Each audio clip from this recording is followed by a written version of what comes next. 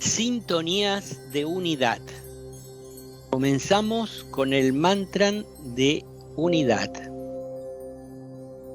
Que la luz liberadora de Buda, el amor infinito del espíritu de la paz y el poder indescriptible del avatar de síntesis restablezcan el plan de Dios en la tierra.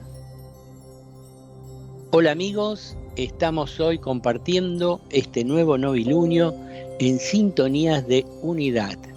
Hoy celebramos el novilunio de Libra. Agradecemos a Radio Mantra esta oportunidad y a todos los que hacen posible este programa. Los que forman el nuevo grupo de servidores del mundo son extraídos de todos los sectores de la empresa humana. Se los descubre entre los trabajadores creadores y los industriales, en los hogares comunes y en las filas de los obreros.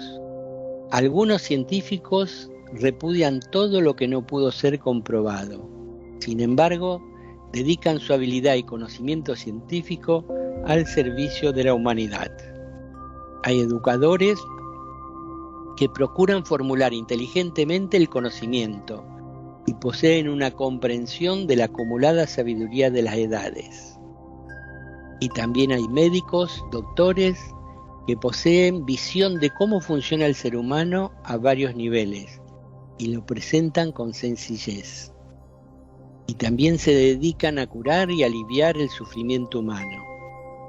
Y hay religiosos e instructores espirituales que ayudan a los que buscan a Dios y que quieren que todos los seres humanos se liberen de las ataduras y los condicionamientos. Es el caso de hoy.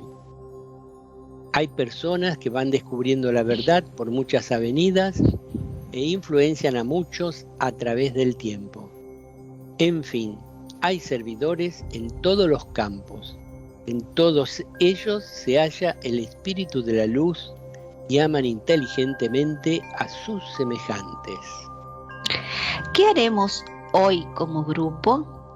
Conversaremos sobre la vida de Teresa de Cepeda y Ahumada, más conocida universalmente como Teresa de Jesús o Santa Teresa de Jesús, o también Santa Teresa de Ávila.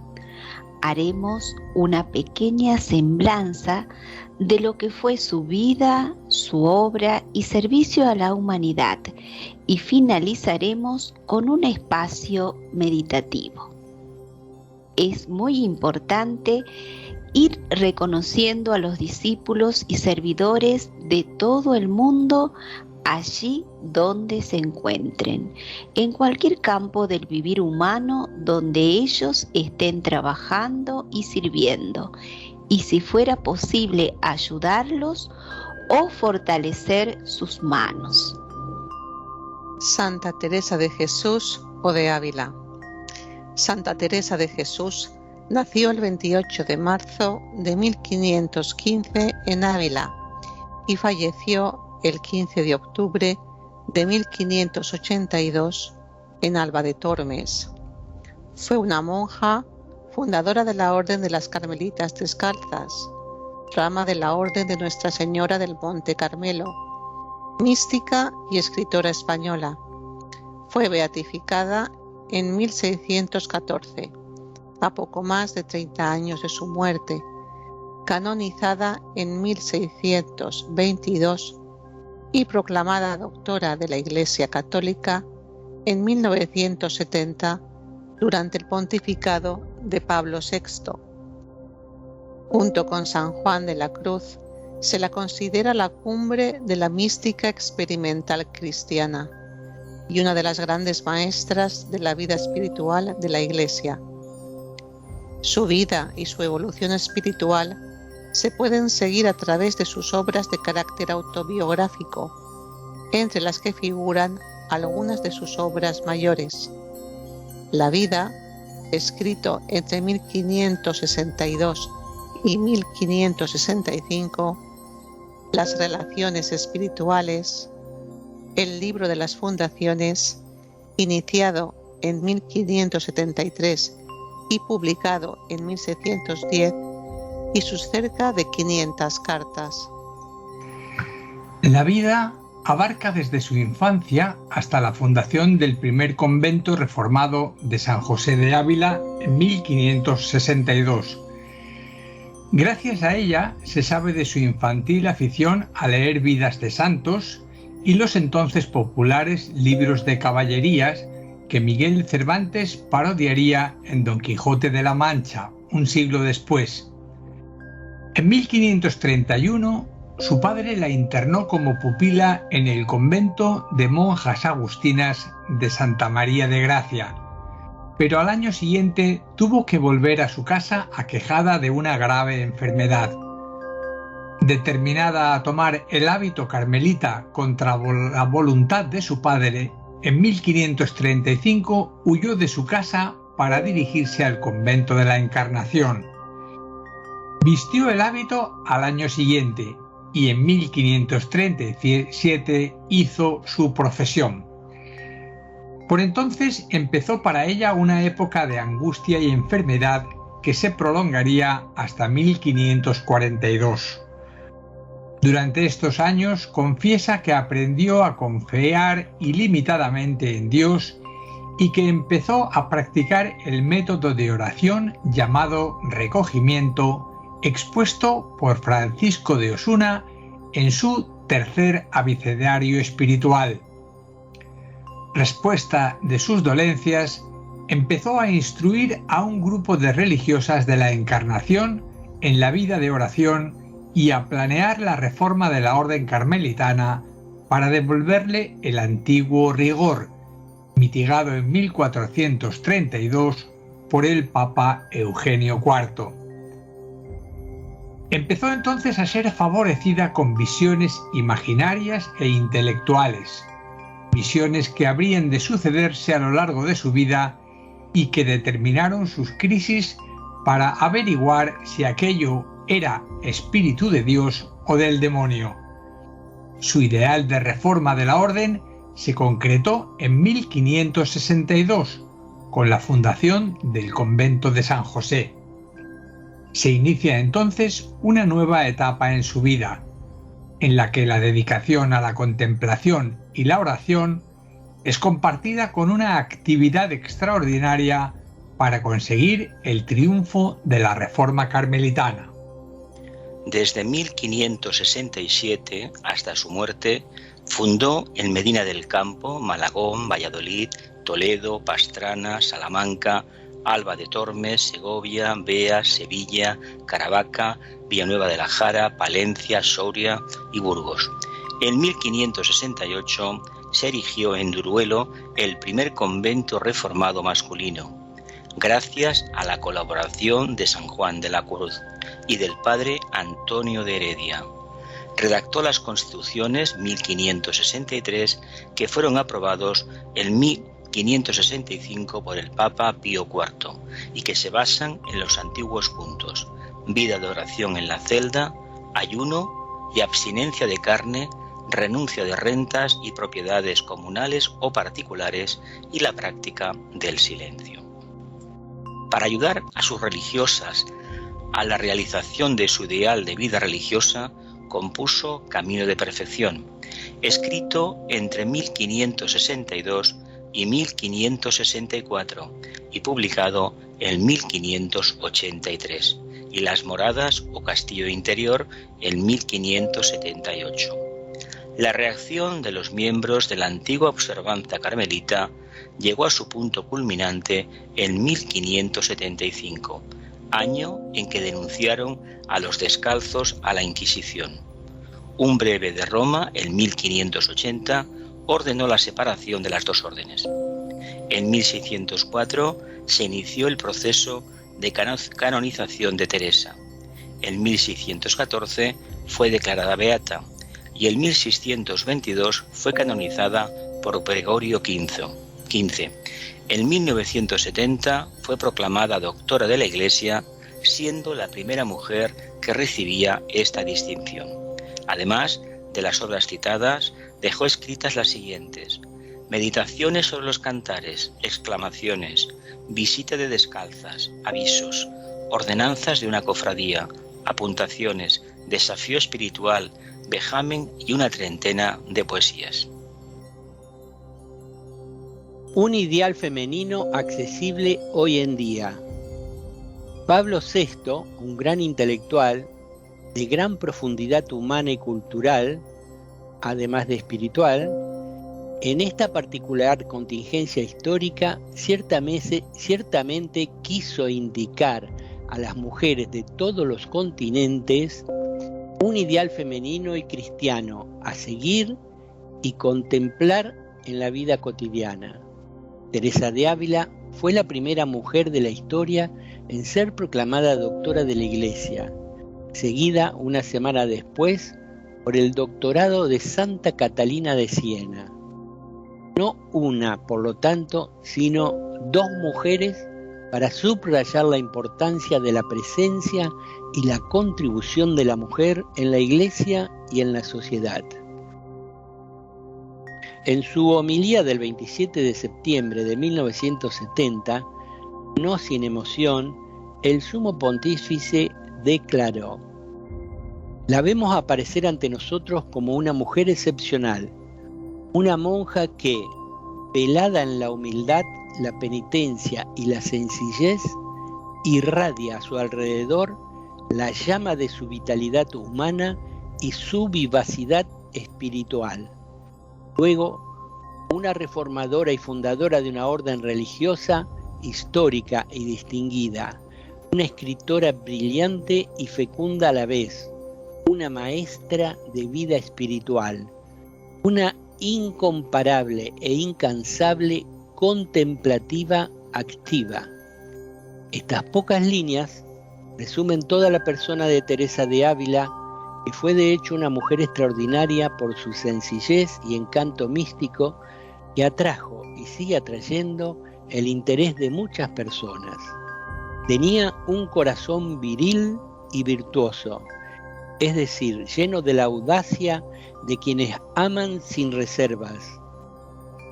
Convenzámonos, hijas mías, de que la verdadera perfección consiste en el amor a Dios y al prójimo. Cuanto más precisamente observemos estos dos preceptos, más perfectas seremos. La relación con Cristo, el pilar de su vida. Su singularidad, incluso como monja, no está arraigada en sí misma, sino en Dios, en las mercedes que el Señor me ha hecho, en las misericordias que el Señor me ha dado, en los dones divinos que la transforman en su ser y le dan la íntima certeza de que finalmente ha encontrado toda su vida. No es casualidad que Teresa se convierta en una escritora fructífera solo después de la experiencia de su encuentro con Dios, es decir, cuando entra en la vida nueva. Es allí donde conoce y entra en una relación con el Dios de la misericordia, viviendo una relación extremadamente personal con aquel que se convertirá en su fiel amigo. Teresa escribe: para mí, la oración mental no es otra cosa que una relación de amistad. Es frecuentemente estar a solas con aquel que sabemos que es amado. Expresión que recuerda lo que dice Dei Verbum. A través de esta revelación, el Dios invisible se dirige a los hombres en su amor sobreabundante, como si fuera amigo. Les habla para invitarlos y admitirlos a compartir su propia vida. Y para Teresita, solo esta especial amistad hace posible tener una relación íntima con Dios. De la fidelidad a la oración y la fe absoluta en Dios, surge su vitalidad como mujer y como persona.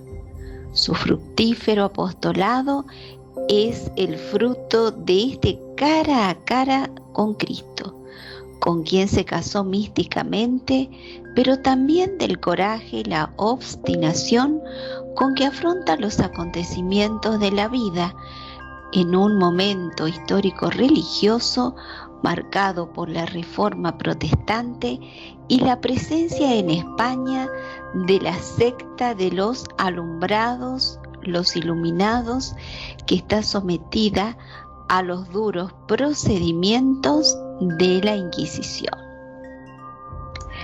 Pero no se desanimó y a lomos de burro viajó por toda la península ibérica para fundar sus monasterios reformados.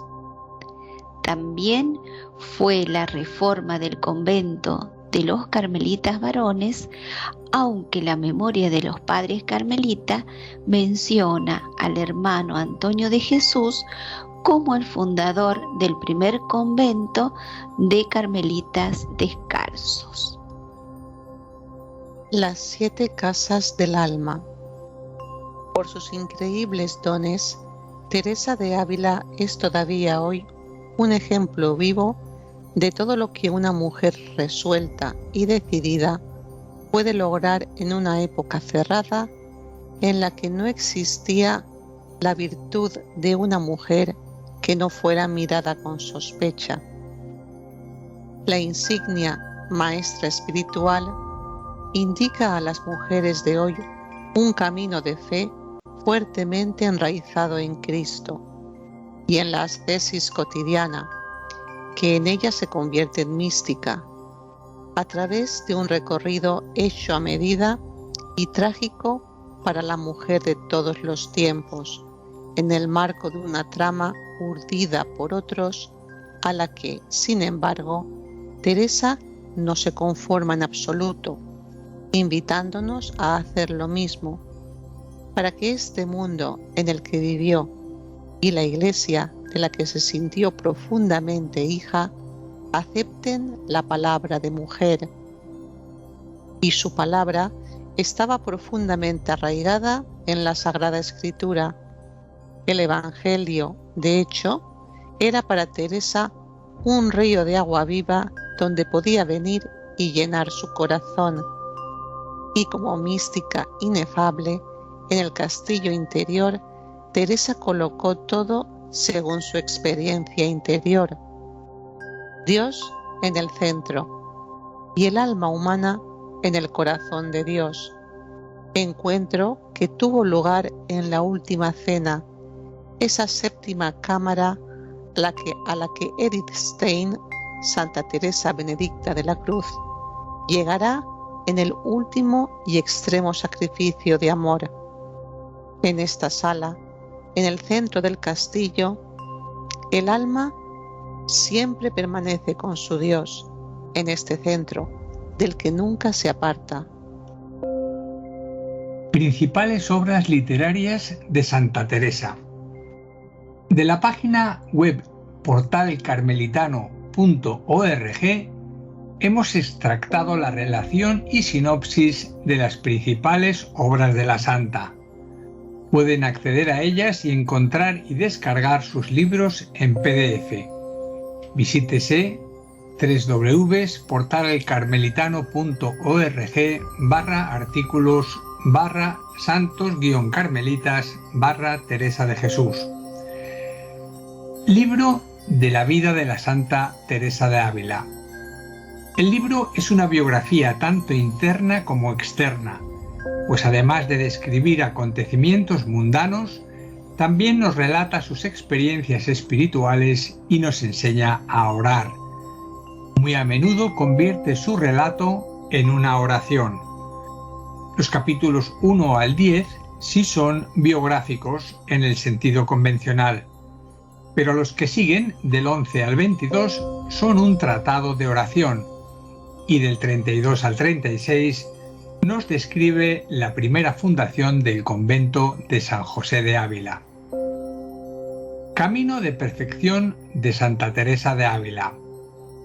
Se trata de una guía de espiritualidad formalmente dirigido a las monjas del monasterio de San José de Ávila, pero que su autora, consciente o inconscientemente, acaba dirigiendo a toda congregación religiosa e incluso a seglares, dado que el momento de reformas y cismas que se viven le hacen querer extender sus consejos a todos los cristianos. Las moradas o castillo interior de Santa Teresa de Ávila. Es un tratado de oración que comienza con una metáfora.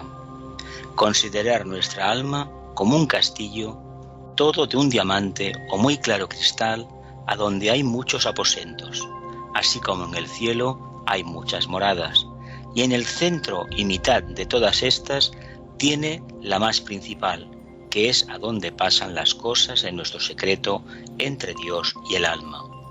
La puerta para entrar en este castillo es la oración y consideración, no digo más mental que vocal, que como sea oración, ha de ser con consideración, porque no advierte con quién habla y lo que pide, y a quién es quien pide y a quién.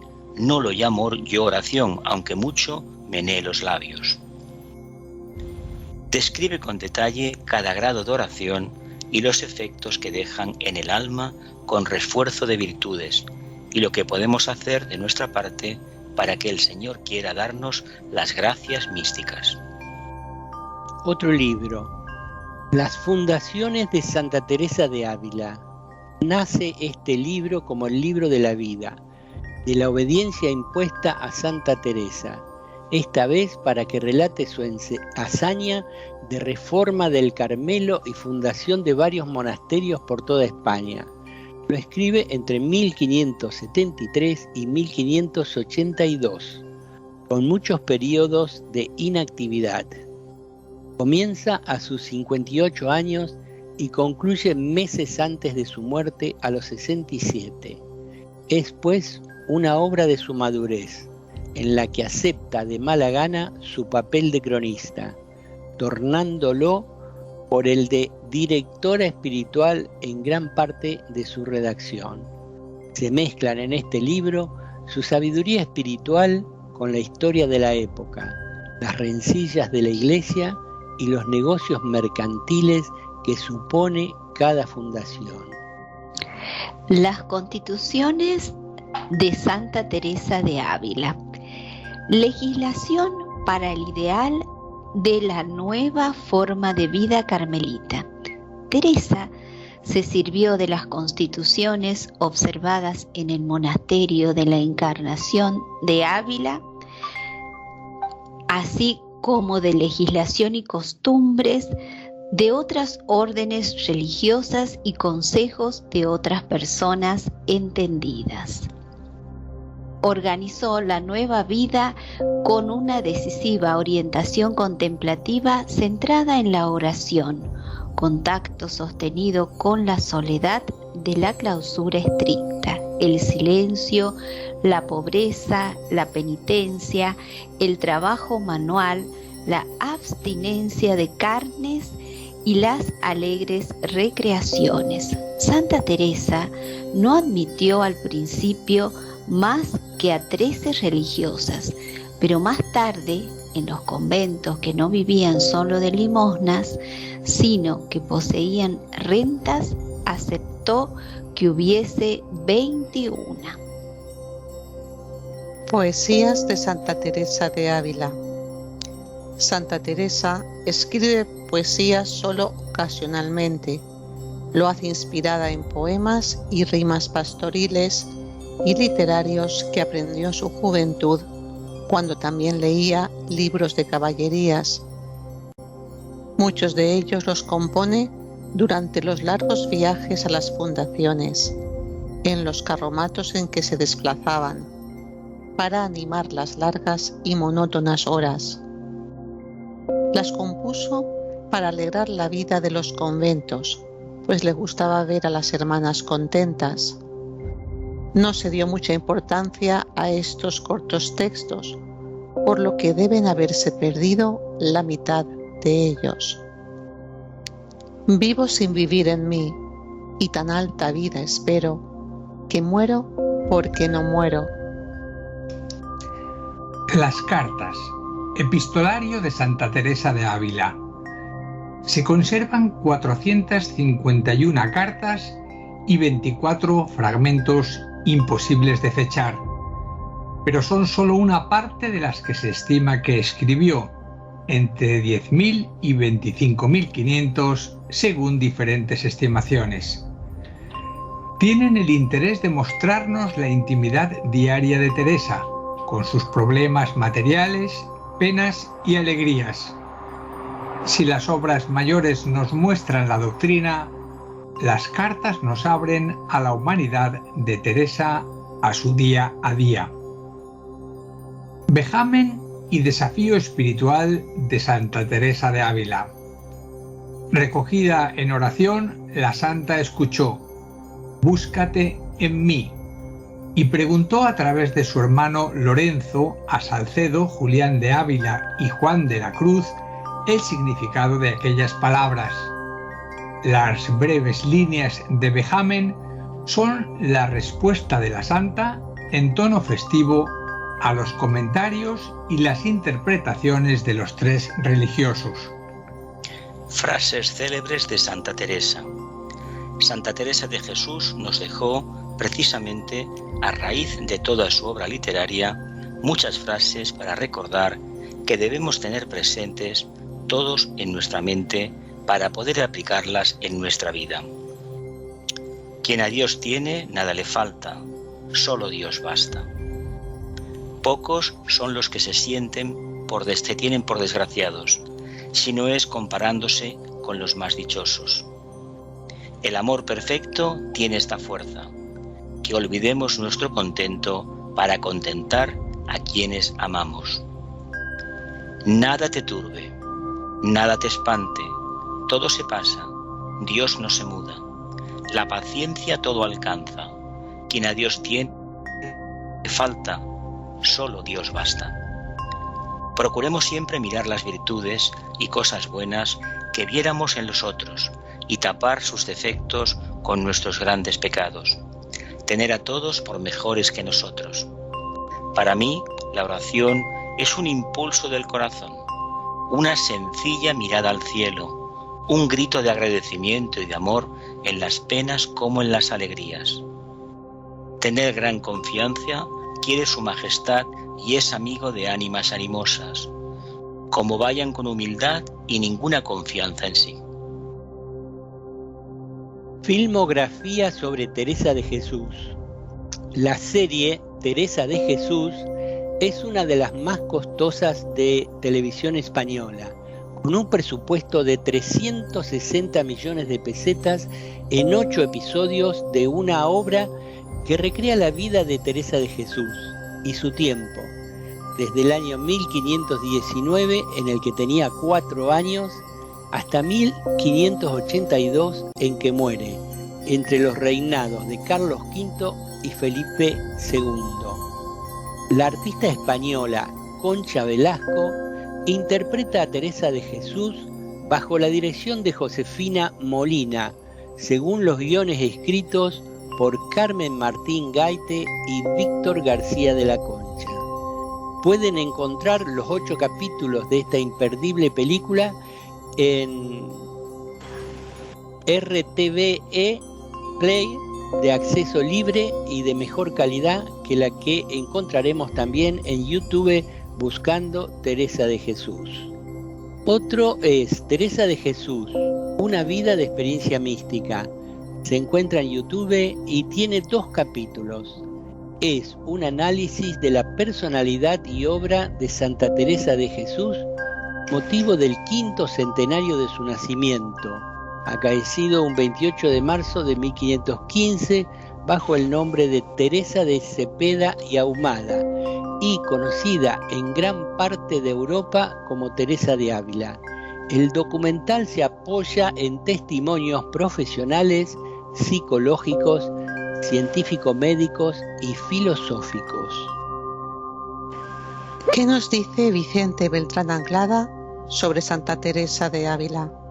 En una cita de su obra, nos cuenta cómo Santa Teresa de Ávila se enfrentaba a sus demonios internos. Y cuando observamos un defecto sucede, como decía Teresa de Ávila, que decía: cuando el demonio se siente observado, es cuando desaparece. No hay nada a hacer ya, porque el demonio, hablando así un poco místicamente, solamente se apodera de las almas que están distraídas, no de las que están atentas. Pues bien, nos dice Vicente, cuanto más atentos estemos, mejor dispuestos para la vida interior. ¿Por qué? Porque estaremos tan atentos a todo cuanto ocurre que no habrá tiempo de la distracción, porque de la distracción se apodera el demonio o las tendencias inferiores. Claro, yo hablo del demonio en sentido figurativo, porque no creo en el demonio como entidad. Ahora, que hay entidades demoníacas, eso sí, pero ¿quién las ha creado? ¿El demonio? No, nosotros. Nosotros hemos creado el demonio y todas esas tentaciones están en nosotros. Es un texto de la conferencia de Vicente Beltrán Anglada, La mente inquieta y la serena expectación. En otras partes, Vicente Beltrán Anglada, en varias oportunidades, hace referencia a Santa Teresa y otros místicos, y es el tema de la levitación en momentos de exaltación mística, y nos dice: para nosotros, que prescindimos en absoluto de conceptos tradicionales, las poderosísimas energías ocultas que actúan en la vida de la naturaleza y a través de todo cuerpo organizado de sustancia, se hallan en la base misma de la creación, y el luminoso rastro de su poder puede seguirse observando atentamente y en profundidad cualquier hecho aparentemente sobrenatural o milagroso del cual se haya hecho eco la tradición o la historia religiosa de la humanidad. Tomemos, por ejemplo, la experiencia de levitación tal como la obtenían dos conocidos místicos españoles, Juan de la Cruz y Teresa de Ávila. Ambos convenían, según sus referencias esotéricas que nunca trascendieron de los archivos secretos de la fe religiosa, que era levantado hacia arriba por los ángeles. Esto lo decía Juan de la Cruz. O me sentía arrastrada hacia arriba por una fuerza espiritual que solo los ángeles pueden ejercer. Y esto lo decía Teresa de Ávila. En ambos casos, el sentido místico tradicional añadía nuevos elementos de juicio a los misterios de la fe y de la religión al aludir al concurso directo de ciertas fuerzas angélicas, aparte de las genuinamente individuales, que actuaban como consecuencia o bajo el rigor de una potente invocación motivada por la propia intensidad de la fe o del intento espiritual, y que determinaba ciertos efectos físicos como el de la levitación o ascensión, o simplemente de los de pérdida de peso. Esto lo dice en su libro Fuerzas ocultas de la naturaleza. Bueno, y ahora vamos a tratar de decir algo sobre esta santa así declarada, Santa Teresa de Ávila. Yo lo que puedo decir es que ha sido una vida dedicada a la religión, por supuesto, pero más que nada a la vida de oración contemplativa, oración contemplativa hacia Dios y hacia Cristo, que terminaba en una oración de silencio y que, según se relata en muchas fuentes, tenía visiones de Cristo, de su alma, y el propio Dios, decía ella, que le hablaba en el silencio. Entonces eso nos hace ver que tiene que haber vivido una vida muy difícil de servicio, porque todo eso que ella experimentaba después en la fundación de los conventos de Carmelita Descalza, instruye a las otras monjas para que siguieran una vida contemplativa y lograran lo mismo que lograba ella. Y uno se pregunta, ¿no? ¿Qué servicio ese es de estar enclaustrado en un monasterio orando a Dios? Y bueno, cada vez más se llega a la conclusión de que esa actitud, ¿no? Y sobre todo si es la oración contemplativa de silencio, permite que desciendan energías muy superiores de luz, amor y voluntad espiritual, y que produce un gran cambio en los ambientes sociales donde se vive y prácticamente en todo el mundo. Así que tanto ella como San Juan de la Cruz fueron grandes pioneros y grandes servidores en este campo de la oración contemplativa. ¿Qué les parece, compañeros? Que el caso de Teresa de Ávila o Juan de la Cruz para este estudiante es un caso claro de discípulo iniciado. Además, aquí es muy interesante que se resalte lo de una vida contemplativa, una vida no diré de austeridad, pero una vida simplificada, donde el ayuno y la oración, la meditación y la justa ingesta de alimentos tiene como misión fortalecer los vehículos internos, la expresión del alma. Ausencia de carnes, se nos está diciendo una dieta vegetariana, pero teniendo en cuenta que la comida para ellos era secundaria. Lo básico y sustancial era la oración, la meditación y sobre todo este diálogo interior que ella establece y que francamente le permite ascender en el camino, es decir, construir una antacarana, una comunicación con la contraparte más elevada, y esta experiencia la pone al servicio de los demás. Eso es un ejemplo muy grande de entrega y de servicio. Sí, yo quería resaltar que no solo fue una contemplativa, sino una contemplativa activa, como hemos escuchado en los relatos que hemos leído. Y esta actividad realmente pues está absolutamente patente en todo lo que es la obra de fundación, que recorrió innumerosísimos, toda la geografía de la península ibérica. Realmente el esfuerzo que tuvo que hacer esta mujer pues es increíble, y además también hay que resaltar que ella escuchó a su corazón, y las fuerzas que le movían pues fueron superiores realmente a todo, a los vínculos familiares. Huyó de su casa, no hizo caso de su padre, siguió sus impulsos, llevó a cabo toda una obra, muchas veces en contra de la institución de la Iglesia de aquellos tiempos. Tuvo que sortear las dificultades de que las mujeres no eran creídas como personas inteligentes ni capaces, y entonces hace una demostración absoluta de una fortaleza, de un primer rayo enorme, y a la vez de un corazón pues que se dedica con toda el alma a crear esos espacios de silencio internos, que son los que finalmente pues acaban por hacer toda una obra extraordinaria de reforma en unos tiempos absolutamente dificilísimos y muy convulsos. Es una obra imprescindible, es decir, es una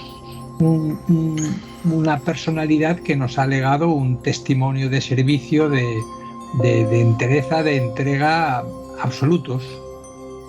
Sí, tal cual, Jesús, una obra dedicada al servicio, y también destacar de ella, además de todo lo que ustedes han expresado ya, la valentía de exponer esas comprensiones de la vida espiritual que iba vivenciando, y de llevar adelante esa obra de Jesús tal cual ella lo iba percibiendo, para que se desenvuelva en todas estas nuevas fundaciones que ella iba realizando.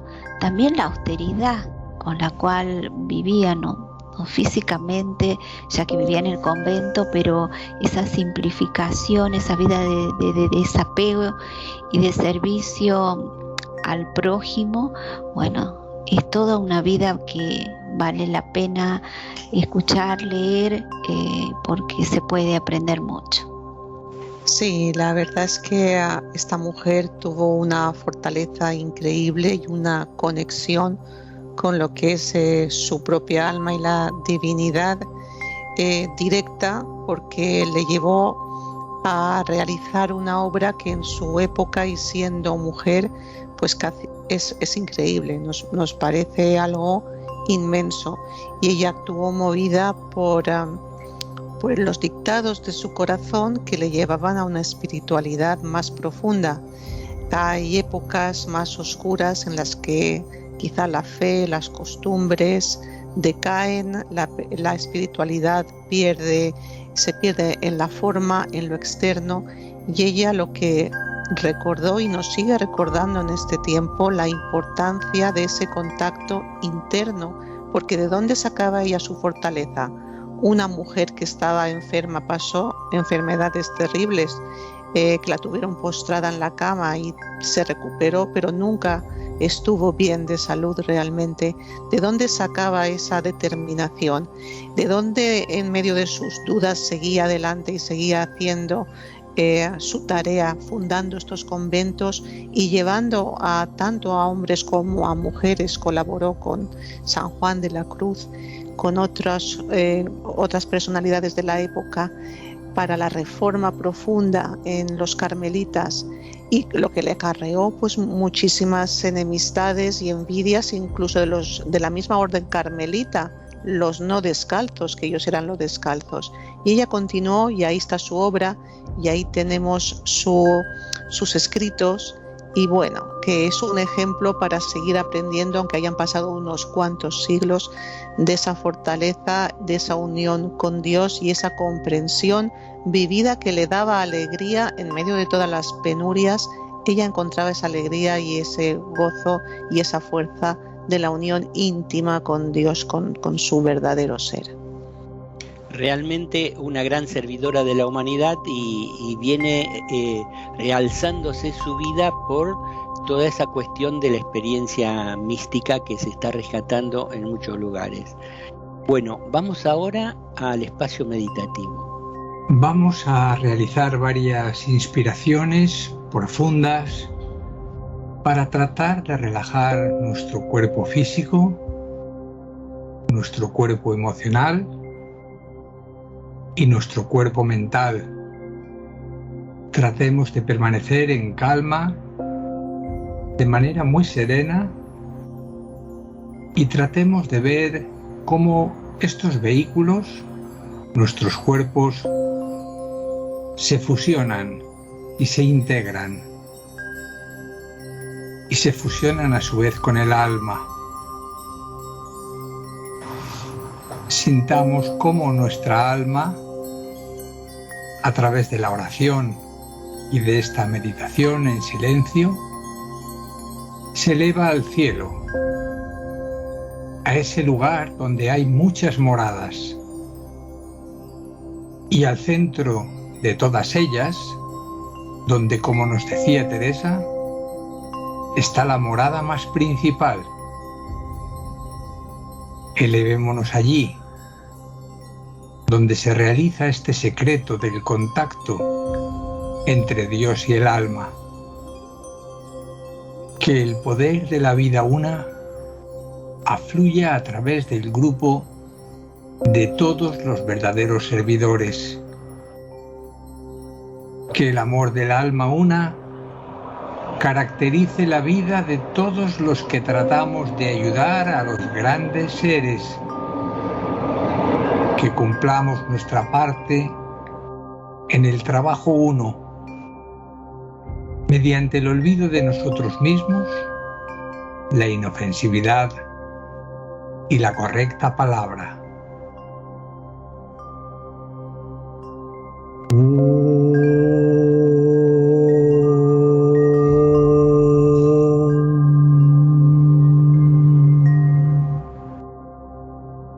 A medida que pronunciamos la gran invocación, visualicemos la luz, el amor y el poder irradiándose sobre la conciencia humana. Desde el punto de luz en la mente de Dios, que afluya luz a las mentes de los hombres, que la luz descienda a la tierra. desde el punto de amor en el corazón de Dios, que afluya amor a los corazones de los hombres, que Cristo retorne a la tierra. Desde el centro, donde la voluntad de Dios es conocida, que el propósito guíe a las pequeñas voluntades de los hombres, el propósito que los maestros conocen y sirven. Desde el centro que llamamos la raza de los hombres, que se realice el plan de amor y de luz y selle la puerta donde se halla el mal. Que la luz, el amor y el poder restablezcan el plan en la tierra.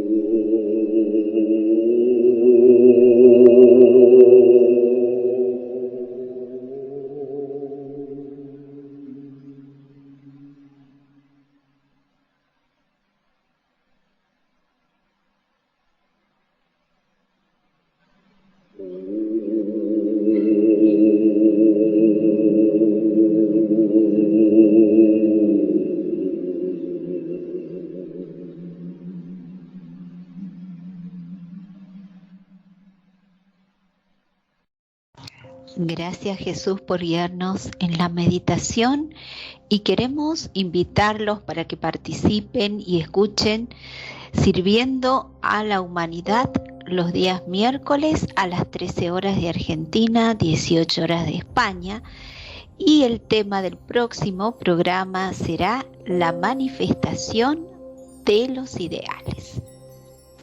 También recordar las meditaciones de silencio.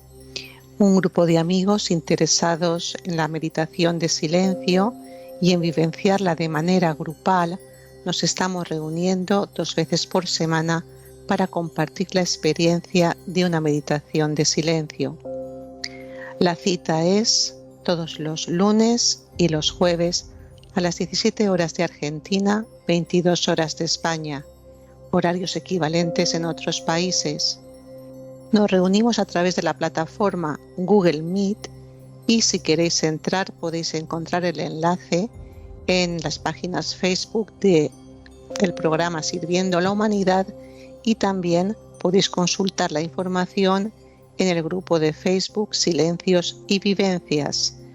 Allí solemos compartir los textos introductorios a cada meditación y cada cual libremente pues, puede expresar su opinión sobre el silencio, alguna experiencia, algún texto.